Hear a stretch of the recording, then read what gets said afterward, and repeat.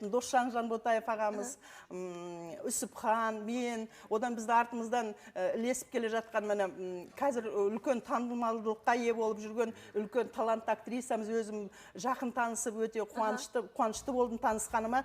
Дариға Бадықова деген қызымыз. Сіңілім менің Дархан жұбайы. Бізде екі Дархан болды жобада. Дархан Манақов деген баламды ойнайтын, жаңа Дархан күйеу бала.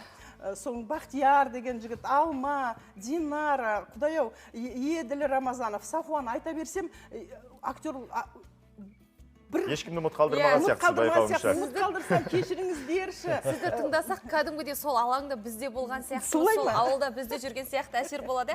Мен де айтайыншы. Ал енді көрерім сол түсірілім алаңда сендердің отырғандарыңды. Bir қарасаң жел соғады. Иә, міне. Bir қарасаң ауылда шөп өспей қапты, жаңбыр жаумаған.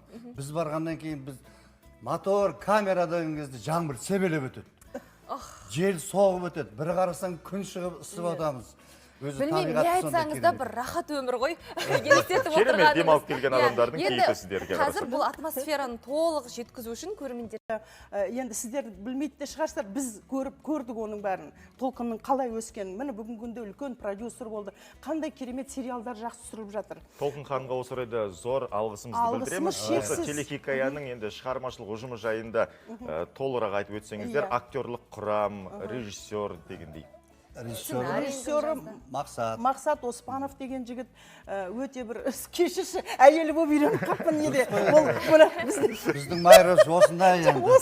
Дастархан басында да осындай. Көрермендерге айтып кетейін. Бізде сериал бойынша күйеуі Нұртас жаңағы мектепте тарихтан сабақ береді, кішкене қиялилау. Сол әйелі Майра оның айтайын деген сөзін айтып кетіп сөйтіп отырады, сол образдан әлі шығамай отыр.